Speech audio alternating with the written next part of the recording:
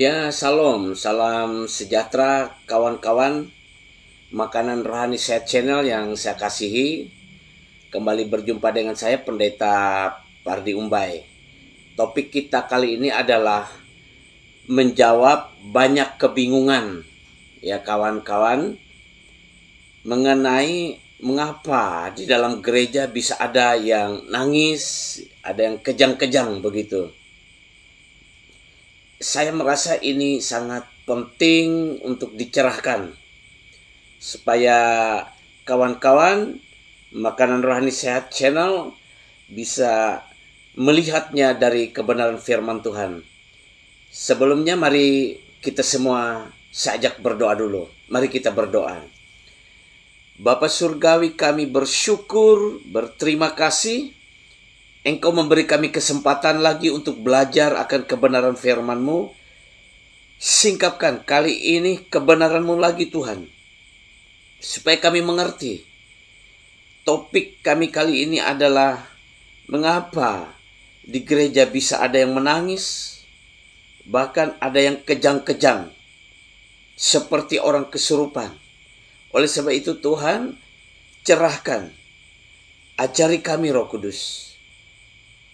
Demikian seru doa kami. Dalam nama Tuhan Yesus kami berdoa mengucap syukur. Haleluya. Mari bersama-sama kita berkata, amin. Kawan-kawan Makanan Rohani Sehat Channel, ini penting untuk saya jawab ya, karena beberapa kawan-kawan juga bertanya kepada saya akan hal ini. Yang pertama adalah, kenapa di dalam gereja ada yang menangis? Bahkan sampai menangis sedemikian rupa, sampai terisak-isak ya, air mata membasahi ya, sampai sedemikian hidung juga basah. Tentu ada sebabnya ya. Sahabat Makanan Rohani Sehat Channel atau kawan-kawan Makanan Rohani Sehat Channel dimanapun berada, ketika seseorang datang kepada Tuhan dengan segenap hati dan dengan sungguh-sungguh ya, dalam ibadah di gereja, di mana gereja itu sangat percaya dan sangat-sangat terbuka untuk pekerjaan Roh Tuhan atau Roh Kudus. Nah, ketika seseorang yang datang ke gereja itu ya, dalam ibadah tersebut lalu kemudian menangis, ada beberapa sebab itu sebenarnya. Kawan-kawan Makan Rohani Sehat Channel, tonton sampai selesai supaya ini jelas ya, supaya bisa berbagi juga dengan yang lainnya. Yang pertama ya, bisa saja orang-orang atau beberapa orang atau seseorang yang datang ke ibadah di gereja di mana Roh Kudus dibebaskan untuk bekerja, dipercayai, ditinggikan, dihormati, Roh Kudus Tuhan disambut, diresponi, maka Roh Kudus merasa bahwa dia dihargai, dia dihormati, dia ditanggapi di dalam ibadah di gereja tersebut, maka Roh Kudus pun mencurahkan kasih Allah kepada orang-orang yang datang. Terlebih-lebih lagi, orang-orang yang datang itu membawa segala persoalan, masalah dan lain sebagainya. Maka Roh Kudus yang memang diutus sebagai penolong bagi setiap orang percaya itu akan bertindak, menolong. Yang pertama, kenapa orang bisa menangis di gereja? Yang pertama, mari kita lihat di dalam Injil Yohanes. Injil Yohanes pasal 3 ya. Injil Yohanes pasal 3 dari ayat 4 sampai ayat yang ke-7 saja. Saya bacakan. Kata Nikodemus. Nikodemus ini adalah seorang pengajar ya, pengajar iman tentunya, seorang ahli Taurat tentunya di Yerusalem pada zamannya Tuhan Yesus. Dia kata Nikodemus kepada Yesus, kepada Tuhan Yesus ya, di ayat 4, kata Nikodemus kepadanya, bagaimanakah mungkin seorang dilahirkan kalau ia sudah tua? dapatkah ia masuk kembali ke dalam rahim ibunya dan dilahirkan lagi? Jawab Yesus, aku berkata kepadamu, sesungguhnya jika seorang tidak dilahirkan dari air dan roh, ia tidak dapat masuk ke dalam kerajaan Allah. Apa yang dilahirkan dari daging adalah daging, dan apa yang dilahirkan dari roh adalah roh. Janganlah engkau heran, karena aku berkata kepadamu, kamu harus dilahirkan kembali. Jadi kawan-kawan, seseorang yang dilahirkan kembali itu seperti ini. Orang itu tadinya masih belum percaya atau belum menerima Yesus sebagai Tuhan dan Juru Selamatnya. Ia baru dengar-dengaran, ia mungkin beberapa kali datang ke gereja, tapi ia belum membuka hatinya sepenuhnya. Ia belum menyatakan dengan ucapan mulut bibir lidahnya, ya, bahwa ia menerima Yesus menjadi Tuhan dan Juru Selamatnya. Lalu pada suatu saat dia beribadah, dia betul-betul membuka hatinya. Dan dia mengaku bahwa Yesus itu menjadi Tuhan dan Juru Selamatnya. Nah, maka Roh Kudus Allah itu turun atasnya, masuk ke dalam hatinya, mendiami hatinya, dan melahirkan roh orang itu sebagai anak Allah. Nah, oleh sebab itu, orang itu dikatakan lahir kembali. Ini Tuhan Yesus sendiri berkata adalah lahir kembali. Memang ketika dia lahir ke dunia, menjadi seorang manusia, itu yang dikatakan oleh Tuhan Yesus, yang lahir dari daging tetap daging. Tetapi untuk menjadi anak Allah, menjadi anak Tuhan, ya, sebagai orang percaya yang sungguh-sungguh kepada Tuhan Yesus Kristus, yaitu dia harus dilahirkan kembali.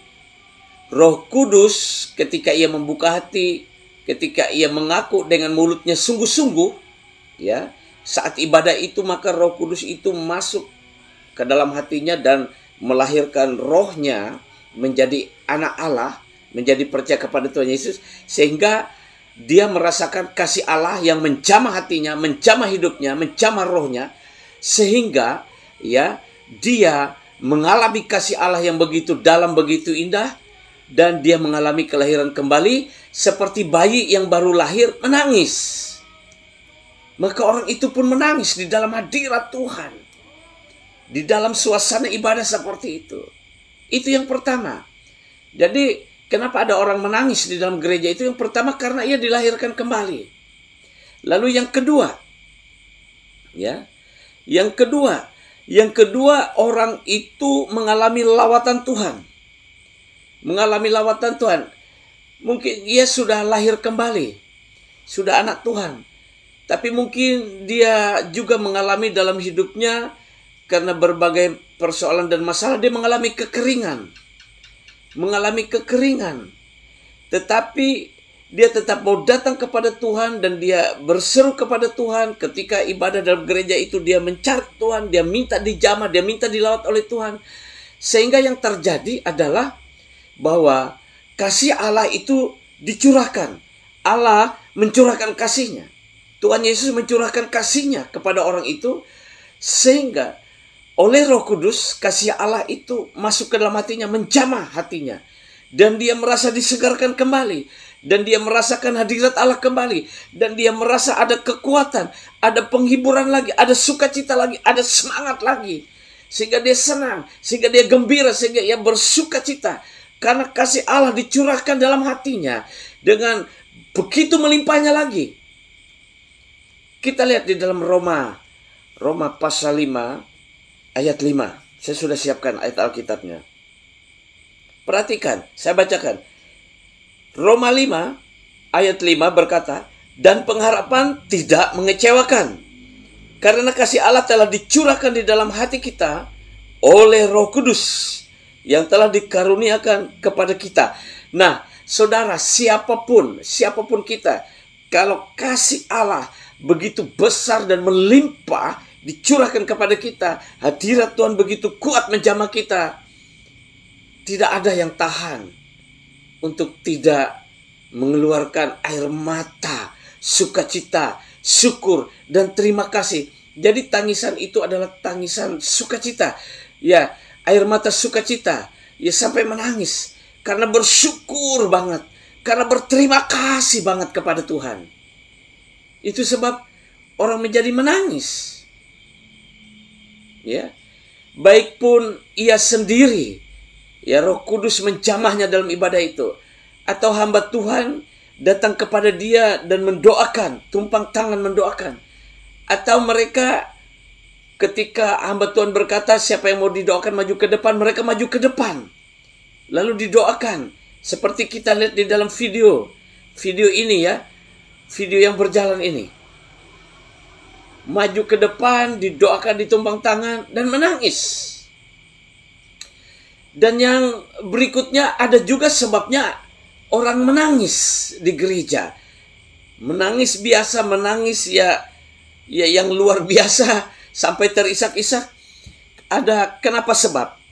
Ya mungkin orang itu sedang mengalami permasalahan yang berat dalam hidupnya. Dia mencurahkan isi hatinya. Dia mencurahkan, menyampaikan beban beratnya kepada Tuhan. Dia berdoa. Mungkin juga bahkan dia berdoa dengan memakai bahasa roh. Atau mungkin dia hanya mengucapkan kata tidak kedengaran. Ya, karena itu keluar dari dalam hatinya. Ya. Mungkin juga dia berdoa dengan keras. Ekspresinya masing-masing orang beda. Karena dia begitu banyak beban, persoalan, tekanan hidup. Ya, dia kebingungan. Dia punya kebutuhan yang mendesak sementara ia sendiri tidak mampu menyelesaikannya. Maka dia bawa kepada Tuhan. Maka dia menangis mencurahkan semuanya. Seperti Ayub juga merasakan seperti itu. Seperti Hana juga merasakan seperti itu ketika dia disakiti hatinya oleh madunya Penina. Karena dia mandul, dia menangis di hadapan Tuhan dan dilihat oleh Imam Eli. Imam Eli mengira dia mabuk oleh anggur, tapi dia berkata, aku menyampaikan kepedihan hatiku. Dia minta anak. Maka akhirnya dia diberi anak, yaitu yang kita kenal Nabi Samuel. Nah, kita lihat di dalam Ayub 7 ayat 11, ya. Ayub 7 ayat 11. Kita coba buka di Alkitab kita. Saya bacakan. Oleh sebab itu aku pun tidak akan menahan mulutku. Aku akan berbicara dalam kesesakan jiwaku, mengeluh dalam kepedihan hatiku. Jadi orang yang mengalami kesesakan di dalam jiwanya, itu orang yang tertekan, orang yang menderita, orang yang sesak. Kalau sekarang itu saudara bisa menimbulkan asam lambung, gemetaran, ya, jantung berdebar-debar, tegang, takut, stres, bahkan ada yang depresi, saudara. Karena persoalan dan tekanan hidup. Sesak jiwanya. Ada juga karena berbagai hal hatinya pedih, terluka dan pedih hatinya. Dia bawa kepada Tuhan. Dalam ibadah itu dia berseru kepada Tuhan. Saat penyembahan itu dia berseru kepada Tuhan. Saat menyanyi kepada Tuhan dia berseru juga kepada Tuhan. Dan dia menangis di dalam gereja. Ya, itu sebab orang menangis dalam gereja. Dan ini adalah sesuatu yang baik di hadapan Tuhan. Karena Tuhan tidak memandang hina orang yang hancur hati. Tuhan dekat kepada orang yang remuk jiwanya. Oleh sebab itu Allah mencurahkan kasih-Nya. Allah memeluknya, Allah membelainya. Yaitu Allah Roh Kudus mengasihi jiwa itu. Dan dia merasakan kasihan. Dan dia merasa dihibur. Dan dia merasa dikuatkan. Dia bersyukur. Menangis. Bersyukur ada tempat mengadu. Ada tempat mencurahkan isi hati. Mencurahkan kesesakan jiwa dan kepedihan hati. Lalu direspon, ditanggapi oleh Tuhan. Dengan mencurahkan kasih-Nya oleh Roh Kudus. Menjamahnya. Oh, menangis dia merasakan kasih Tuhan. Nah, yang berikut kita lihat dulu di Mazmur 51 ayat 19, ya. Mazmur 51 ayat 19, ini apalagi yang menyebabkan orang menangis di gereja di saat ibadah.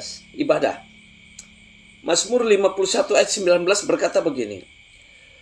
Korban sembelihan kepada Allah ialah jiwa yang hancur, hati yang patah dan remuk, tidak akan kau pandang hina ya Allah.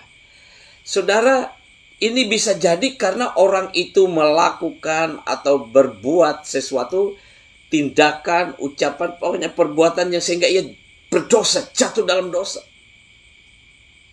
Tapi dia merasa menyesal. Dia merasa gentar karena dosanya. Karena Alkitab juga mengatakan orang bisa gentar karena dosanya. Dan itu kenyataan. Bahkan orang bisa menjadi gila karena dosanya.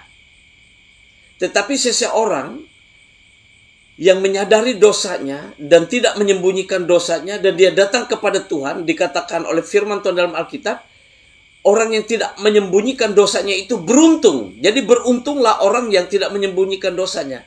Ya, beruntungnya kenapa? Dia kembali akan dikasihi oleh Allah karena dia minta ampun.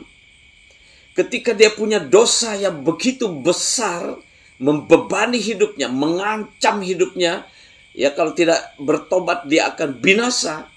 Sehingga ia lari kepada Allah dan ia mengaku dosanya. Dan ia menyatakan dosa-dosanya, tidak ada yang disembunyikan. Dan Tuhan berkata, siapa yang mengakui dosanya beruntung. Siapa yang mengakui dosanya diampuni. Nah, oleh sebab itu, ketika ia dengan segenap hati mengakui dosanya, ia menyesalinya, ia menangis. Ia minta ampun kepada Tuhan. Bahkan sampai menangis sedemikian rupa, dia mendalam sekali menangis datang kepada Tuhan. Mungkin dia sudah bisa punya karunia berbahasa roh, maksud saya. Dia bisa berbahasa roh juga, lebih mendalam berdoa. Mungkin sampai memukul dadanya begini, Tuhan ampuni aku Tuhan. Ampuni anakmu ini, sudah melakukan dosa yang menyakiti hatimu. Dan aku pun tersiksa karena dosaku ini. Ampuni aku Tuhan. Mungkin dia menyebutkan dosanya. Dan dia menangis di kaki Tuhan. Mungkin di bangku tempat dia duduk atau di tempat duduknya, atau dia maju ke depan didoakan. Baik ditumpangi tangan didoakan oleh hamba Tuhannya atau tidak. Itu pekerjaan Roh Kudus. Dia menangis. Menangis karena dosa. Nah, oleh sebab itu, di dalam gereja, di mana gereja itu ya mempersilahkan, menghormati Roh Kudus bekerja, ya, menyerahkan semuanya kepada Tuhan dengan rendah hati. Ibadah itu dipersembahkan kepada Tuhan bersama tubuh jiwa roh. Di mana mereka datang membawa segala persoalan hidup dan mengaku segala dosa, memohon pertolongan Tuhan. Maka tidak heran dilawat Tuhan di gereja itu dan ada yang menangis.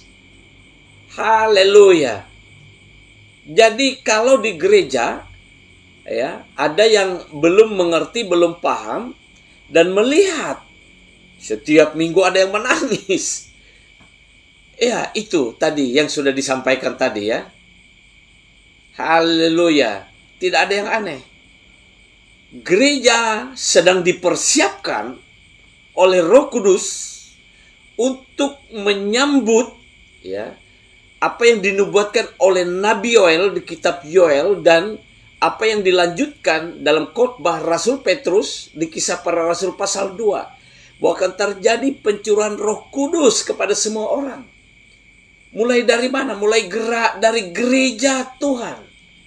Gereja Tuhan yang menghormati, yang meresponi, yang mau Roh Kudus bekerja di dalamnya. Nah, yang kedua, untuk menjawab kebingungan beberapa ya kita, kenapa di gereja itu saat ibadah tiba-tiba ada yang dikatakan ya, ini dikatakan orang yang di luar yang masih belum mengerti. Kalau melihat ada yang kejang-kejang, ada yang manifestasi, roh jahat yang bermanifestasi ya, ada yang berkata bahwa kalau ibadah di gereja itu bisa kesurupan, mereka dirasuk setan, mereka kejang-kejang. Dengar ini saya jelaskan. Itu bukan karena adanya praktek klinik yang dituduh beberapa orang. Tidak ada itu. Kalau di gereja Tuhan yang hidup, gereja Tuhan yang melibatkan dan menyerahkan semuanya ke dalam kuasa Tuhan, ke dalam pimpinan Roh Kudus, tidak ada satupun kuasa jahat bisa bekerja di situ. Oleh sebab itu, kalau ada penyusupan roh jahat, melalui ada orang juga yang ibadah atau jemaat yang beribadah di situ karena sesuatu dan lain hal dalam hidupnya, sehingga kemasukan roh jahat, dan ia beribadah disadarinya atau tidak disadarinya, ketika hadirat Tuhan begitu kuat, lawatan terjadi, Roh Kudus melawat. Ya, semua menyembah dengan begitu dalam.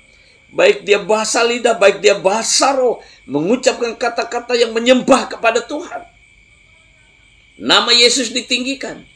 Tidak ada roh jahatan di situ. Saat hadirat yang begitu kuat, terjadi baptisan Roh Kudus. Saat hadirat begitu kuat, manifestasi kuasa Roh Kudus pun bekerja. Kalau dikehendaki oleh Roh Kudus ada yang bernubuat, bernubuat. Kalau didorong oleh Roh Kudus, orang-orang berdoa, berbicara bahasa roh, menyembah.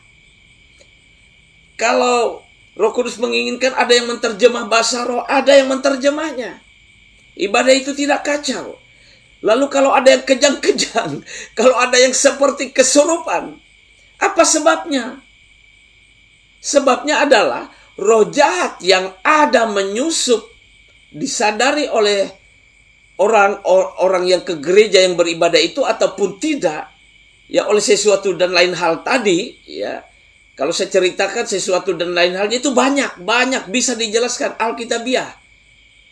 Lalu roh jahat yang bersembunyi dalam seseorang, dalam diri seseorang itu tidak tahan dengan hadirat Tuhan. Makanya berteriak. Ada yang kejang-kejang, ada yang menggelepar-gelepar. Lalu datang hamba Tuhan tumpang tangan mendoakan dan menengking mengusir roh jahat itu. Lalu roh jahat itu keluar. Dengan kesakitan, dengan menderita. Kalau dikatakan diikat dalam nama Yesus, dia terikat. Dikeluarkan. Kalau dikatakan kuasanya dipatahkan dalam nama Yesus, ya dengan keluar dan kuasanya dipatahkan. Ia kepanasan. Kami seringkali melayani pelepasan seperti ini. Setan keluar. Oh, tidak ada di situ hipnotis. Tidak ada sihir. Tidak ada klinik. Tidak ada okultisme di situ. Di situ murni kuasa Roh Kudus. Kuasa Tuhan dalam nama Yesus. Kuasa darah Yesus di situ. Dilepaskan, bekerja. Lawatan roh Allah bekerja. Tidak tahan roh jahat.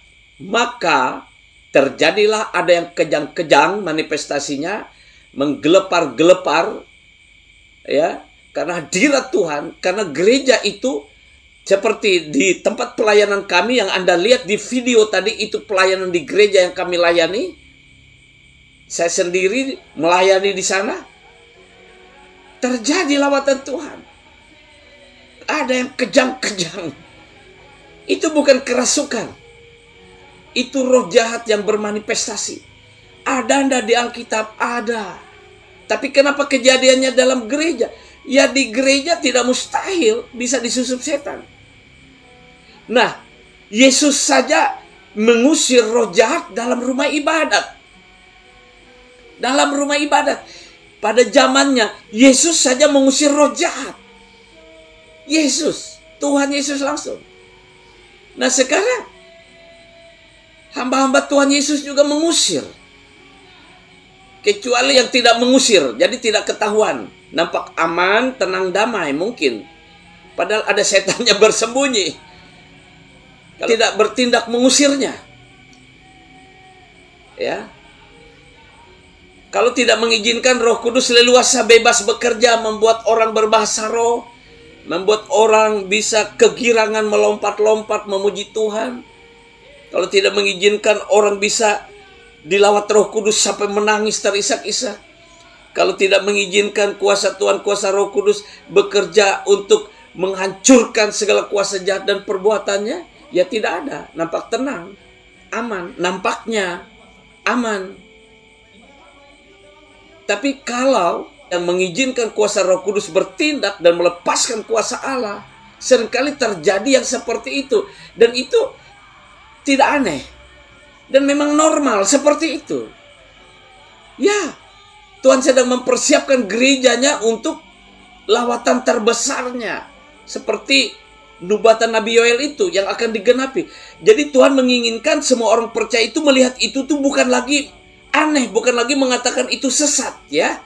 Bukan lagi mengatakan, oh itu perbuatan setan. Itu dari setan. Jangan, no. Jangan. Kita merusak rencana Tuhan kalau begitu. Terima, pandang itu adalah pekerjaan Tuhan. Karena memang di Alkitab begitu.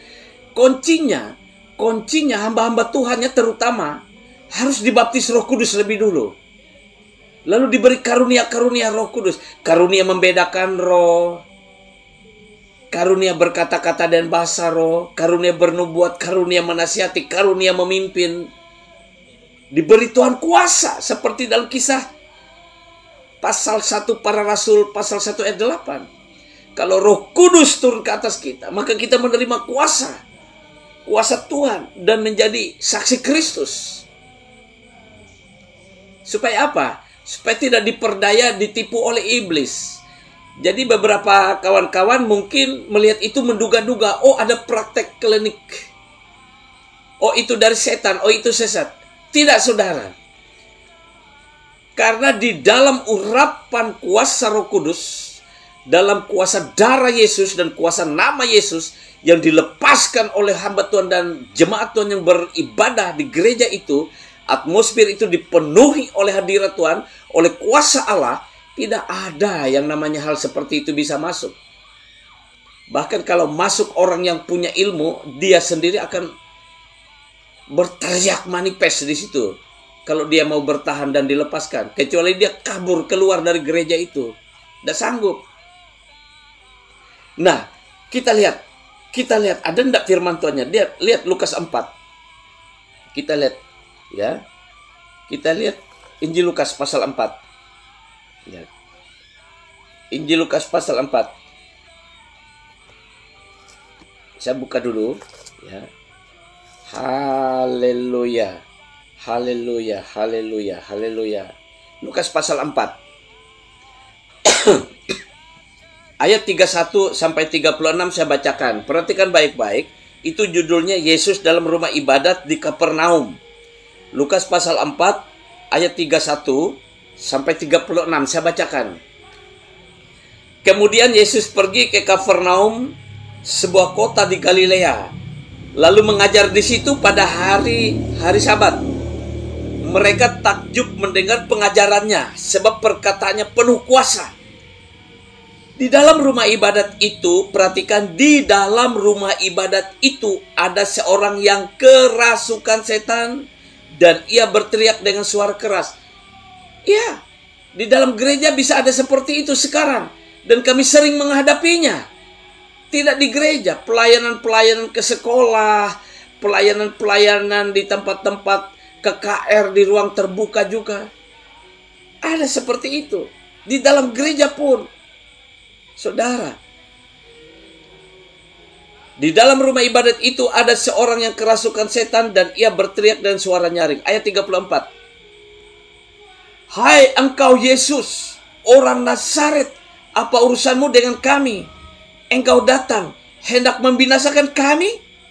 Aku tahu siapa engkau, yang kudus dari Allah, kata roh jahat. Itu roh jahat tahu. Makanya hamba Tuhan yang diurapi dan tidak diurapi, roh jahat tahu. Seperti kisah di dalam kisah para rasul pasal 7, anak-anak Skewa, 7 orang anak-anak Skewa. Ya, yang digagahi oleh setan. Baca ya, baca kisah para rasul pasal 7 ya. Kalau tidak salah pasal 7 ya. Saya belum buka itu, lama saya tidak buka. Pokoknya judulnya ya anak-anak Skewa. Nah, mendengar itu, tetapi Yesus menghardiknya, katanya, diam, keluarlah daripadanya. Dan setan itu pun menghempaskan orang itu ke tengah-tengah orang banyak, lalu keluar daripadanya dan sama sekali tidak menyakitinya. Dan semua orang takjub lalu berkata seorang kepada yang lain, katanya, alangkah hebatnya perkataan ini. Sebab dengan penuh wibawa dan kuasa ia memberi perintah kepada roh-roh jahat dan mereka pun keluar. Itu sebab saudara, orang yang ada setan di dalamnya, ketika ibadah ke gereja dan ketika hadirat Allah datang atau Tuhan hadir, ya, kuasa Roh Kudus bekerja, orang itu bermanifest. Roh jahat itu sebenarnya yang bermanifestasi, memakai tubuh orang itu, dan orang itu bisa terjadi kejang-kejang, berteriak, ngamuk-ngamuk, gelepar-gelepar. Tetapi itu dalam kuasa Tuhan, dia tidak sakit. Karena Tuhan menjaganya, walaupun dia menggelepar gerakan tubuhnya sedemikian rupa. Ya, tidak sakit yang berbahaya, mungkin pegel-pegel, iya. Lalu datang hamba-hamba Tuhan, menengking roh jahat itu. Hei kau roh jahatnya, keluar ke dalam nama Yesus. Atau saya beberapa kali minta api, Tuhan aku minta apimu. Aku minta apimu, dan berkata kepada orang itu, dan lepaskan kuasa Tuhan dalam nama Yesus, kau lepaskan api Tuhan membakar engkau. Dan roh jahatnya berteriak, panas, panas, panas. Karena kuasa Tuhan. Jadi di dalam gereja, di mana Roh Kudus itu dibebaskan, dihormati, bekerja, bertindak, diminta, diresponi, itu terjadi seperti itu.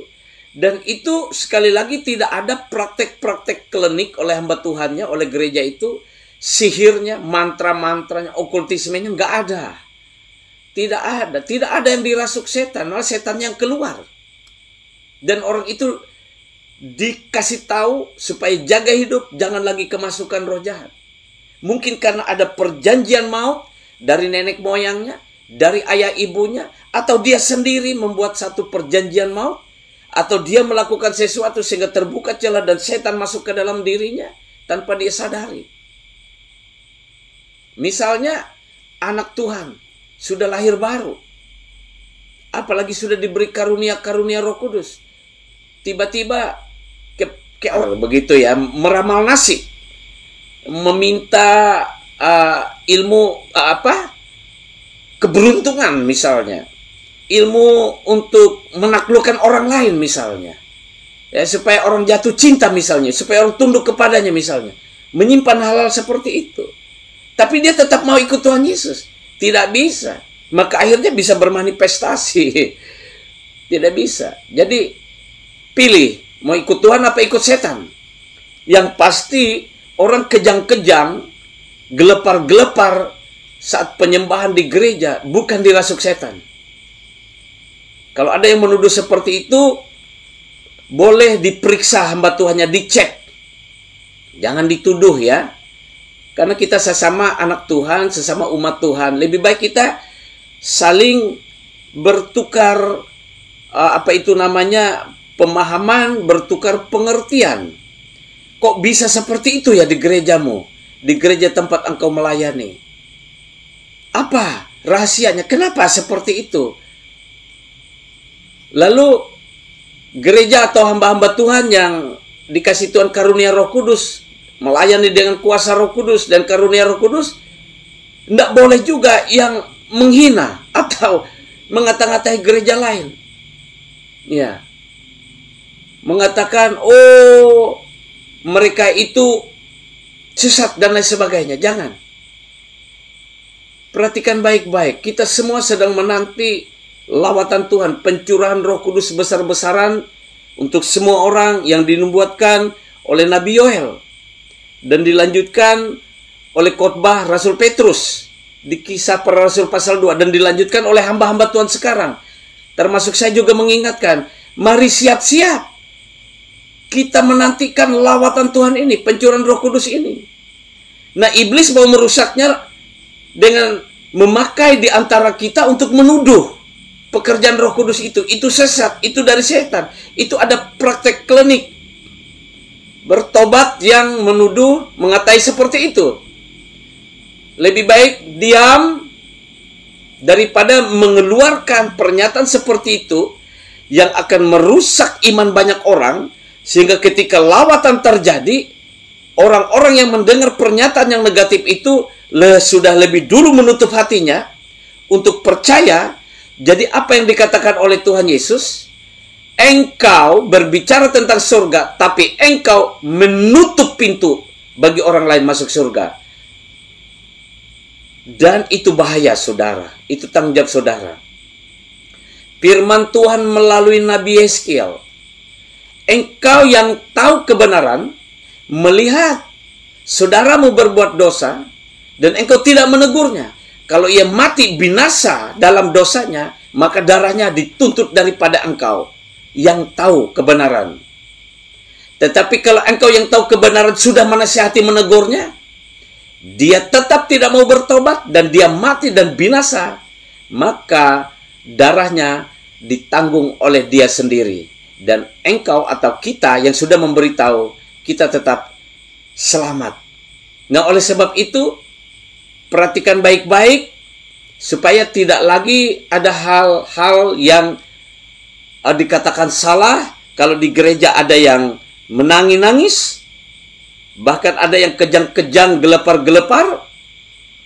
Lebih baik diam atau rendah hati datang, bergabung dengan gereja itu kalau mau, dan belajar. Paling tidak belajar setelah mengerti, bawa ke gereja saudara. Jadi berkat di sana untuk menjelaskannya.